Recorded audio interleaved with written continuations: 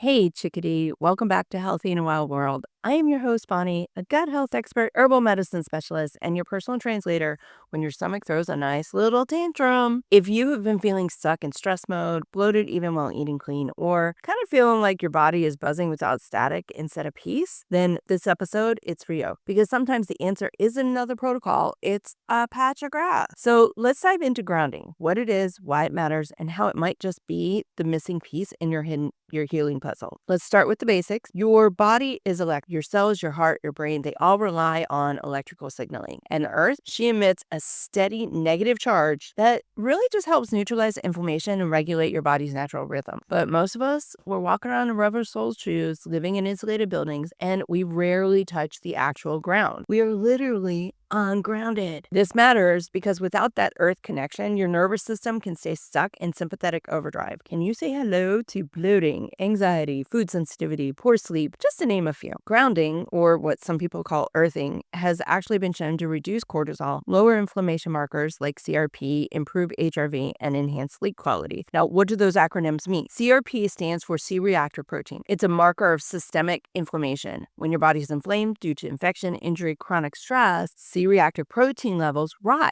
and it's often used in labs to assess baseline inflammation. HRV stands for heart rate variability, which measures the variation in time between heartbeats.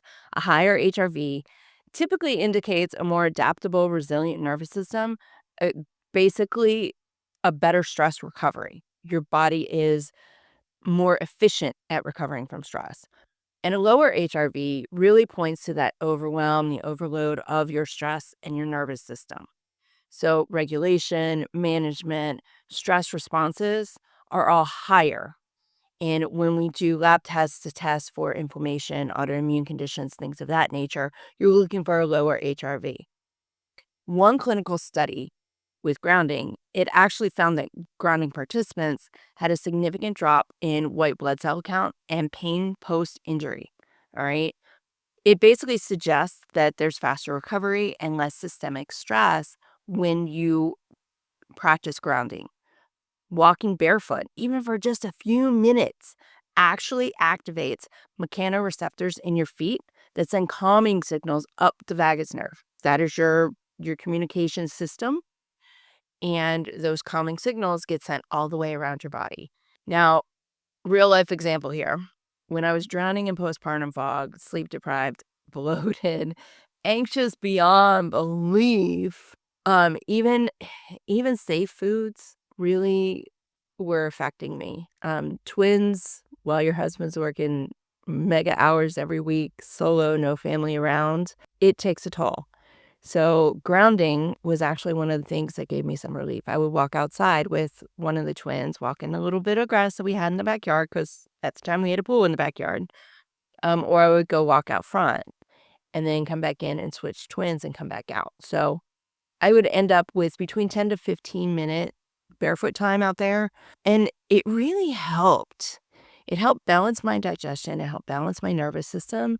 The supplements that I was taking, because I had started taking like kava root for anxiety and stress and ashwagandha and a few other things that were safe to take while I was breastfeeding for those first few weeks that the boys were home, and then I kind of lost it after that. So I focused on anxiety and on stress. And the one thing that really made a big difference was being able to go and put my feet in the dirt. It seemed to calm and center me in moments that I was feeling very overwhelmed and almost at a breaking point.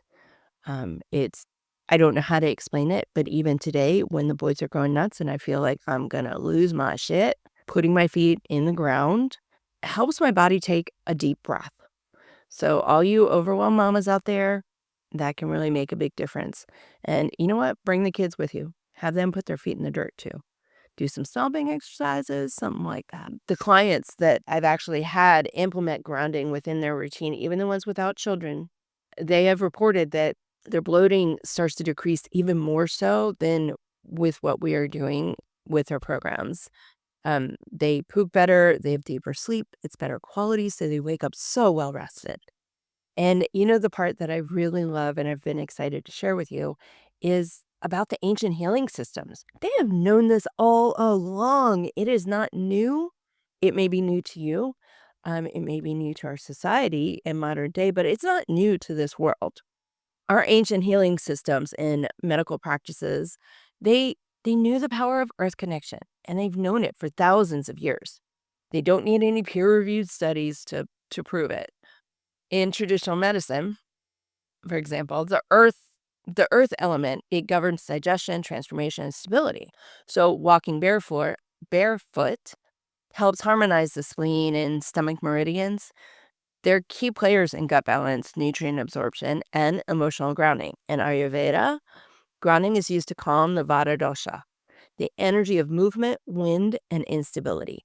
Vata imbalance is behind symptoms like gas, bloating, and scattered thoughts. Remedies for that actually include grounding foods, and then an oil massage, warm teas, and daily time connecting with the earth to restore your connection and stillness, the peace. That's what stillness means in ancient healing practices, is peace. And in Native American traditions, earth is more than medicine. She's kin. Many tribes engage in grounding ceremonies that involve barefoot rituals, drumming, dancing, and intentional reconnection with the land. The Hopi, which hopefully I'm pronouncing that correctly. If not, please correct me. They emphasize the concept of koyaanisqatsi. Again, if I'm mispronouncing it, please correct me.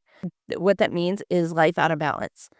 And they use earth-centered practices to restore harmony within the body, within the community. Our Mother Earth is such a core component of health and wellness for Native Americans and many of the traditional healing practices. The Lakota speak of walking the sacred path, connecting with Mother Earth to restore spiritual and physical well-being. Even the simple act of pressing one's feet into the soil before prayer or harvesting, it's seen as a form of energetic alignment. And these cultures, they didn't see healing as something you would do to the body. It's something you remember through rhythm, through ritual, through reconnection, specifically with Mother Earth. Many of my favorite herbs, burdock, dandelion, mugwort, ashwagandha, they're grounding physically and energetically. But even with these powerful plant allies, you can't replace that connection that happens, the energetic flow that happens from the pool of the actual earth beneath your feet, from that connection. Energetically speaking, earth is your anchor. In Reiki and other energy practices, we always begin with grounding. Without it, healing has nowhere to land. It just kind of flows through. Now, when you're stuck in stress mode, digestion slows, right? Your body stops producing enzymes, motility slows down, stomach acid diminishes, and the microbiome shifts, which sets the stage up for gas, sets the stage up for bloating, for nutrient deficiencies, and for food sensitivities. This is often why my clients are doing everything right but still feeling off. If you do nothing else, please know this, that grounding does help reset this. Do you need the other things? Absolutely. But if you're going to do one small thing and everything else feels overwhelming, grounding is where it's at. And we're doing a challenge this week inside of our community, which is all about grounding. So if you're listening to this, hop in, ladies, and join the conversation. We're talking about grounding. We're talking about how it feels afterwards. So you can share your experiences and share how it feels for you and listen to how it feels for other people, including Carrie and I. So let's talk about how grounding helps reset this. What happens? It rebalances your cortisol. It shifts you out of that fight or flight and into more of a parasympathetic state, which is that rest and digest. It enhances your vagal tone, supporting the gut-brain connection and healthy bowel function, aka you're going to poop better. It includes electrical signaling throughout the digestive tract, which helps regulate motility and secretion, right? So helps with metabolization. It helps the body recognize safety, which is the essential nutrient absorption, hormone regulation, and immune response. We've talked about it before. Your body needs to feel safe and comfortable for everything to work optimally. It increases GABA levels in the brain and improves heart rate variability, both of which help to downregulate chronic stress responses. So effectively, your stress responses are better. They are more effective. They're more efficient. They're not as dramatic as they can be. Grounding also influences your enteric nervous system, your second brain, by regulating how your gut communicates with the rest of your body. I've had clients with IBS, histamine issues, autoimmune symptoms, and chronic fatigue get more sustainable results from daily grounding than from any of the probiotics they've been cycling through for years. If you have very high histamine reactions and you feel like they're out of control or they're just driving you crazy, is you walk out in the dew, in the morning dew, and you stand there for a good 5 minutes. We're talking with Carrie on our podcast over in Health Hacks and Wine Rack. We talk about this a little bit, about how neither one of us like to have our feet wet. And I will literally set a timer to make sure I'm out there because Austin and Texas, just in general, Austin and Dallas, man, they send my histamine reactions spiraling if I don't manage them well. If you are one of those people that is dealing with that and you're going through all the things and you're doing all the things, this is one little thing you can do. Grab your coffee in the morning, walk outside, and if you're like me and you really don't like it, set a timer. Drink your coffee as you're sitting and connecting with Mother Earth. And if you prefer, drink tea, drink water, whatever floats your boat.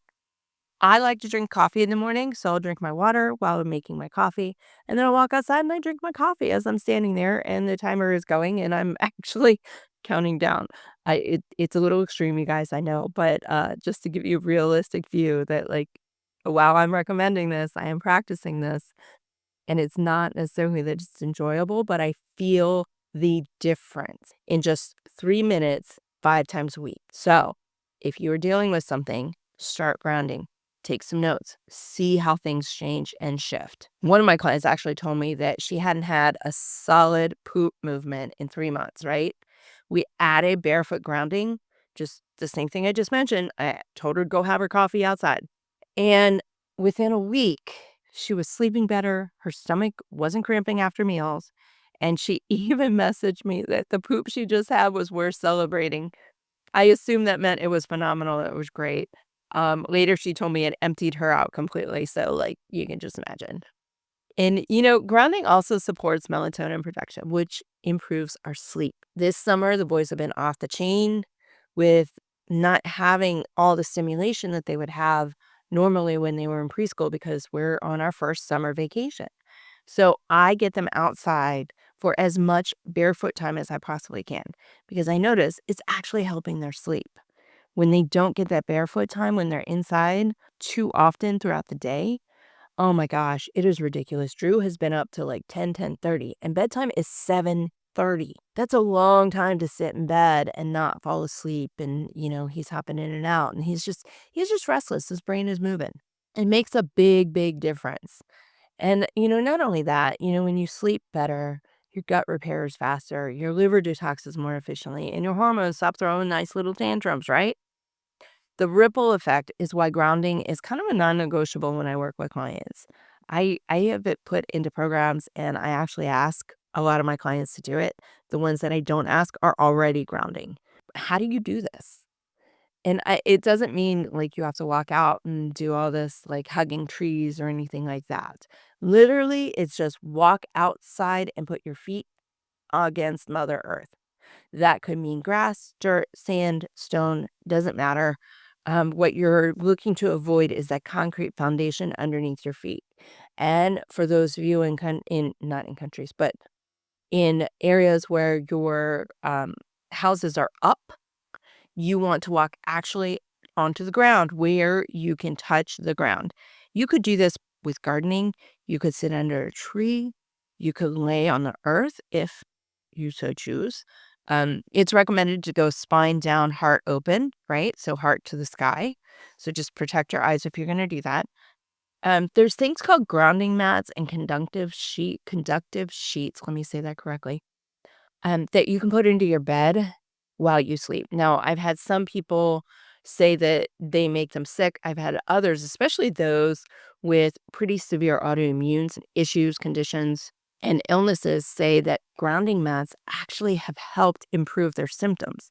So not only do they go outside, ground with Mother Earth directly, but they use these grounding mats when they sleep, and they're reporting back that they're having significant improvement in their ability to operate day to day without a lot of their side effects, the painful joint restrictions, cramping, the fog, the sickness, the exhaustion, they're actually improving and they're able to what they call live life normally is what I hear.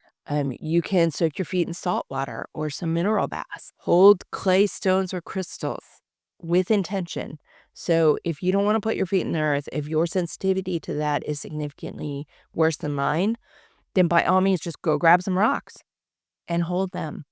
They don't have to be special crystals. They don't have to be anything, unique or specific. Just go grab something that is from the earth and hold on to it for 3 to 5 minutes. And as I said, one of the top recommendations I can make, the one that I found that's easiest is just grab your coffee and walk outside. That slow 3 to 5 minutes is amazing. And if you have kids, let me tell you, you take the kids outside, and for those 3 to 5 minutes, they're outside on the grass playing. For the most part, that has been the most doable grounding experience I can include in my day. Find what works for you. If it's holding rocks, great. If it's walking out with your coffee, great. It's playing in the dirt or gardening, okay, fabulous. Whatever it is, make sure it's something that you're going to want to practice every single day. Because, gut healing is not just about food, it's about frequency, flow, and connection. And real, true healing, it requires a multi-layered approach.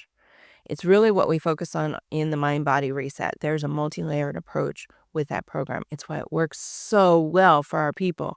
If you're curious about that, if you want to start grounding and you want to participate in our challenge, like I said, hop on in the community. The link will be in the show notes. And just remember that grounding, it's one piece of the puzzle. It's a vital one, but it's not the only piece of the puzzle. It's a piece that reminds your body what safety feels like. It reconnects you with rhythms older than your to-do list. And it really helps regulate everything from blood sugar to belly bloat, brain fog, you name it. It has a contributing factor. Real sustainable healing blends both ancient and modern philosophy. Your nervous system work, your mineral support, your digestive retraining, nourishment, herbal allies, they all matter and they all have a place. And when you layer them together, that is where the true magic happens. You're an energetic being, and your earth, Mother Earth, is your original charger. When you reconnect to her rhythm, your body remembers how to heal. So take your shoes off, let your toes sink into the grass, and breathe. That is all I have for you today. I will catch up with you next time. Comment below how your experience went grounding this week, or hop in the community and join the conversation. And I will catch y'all next time.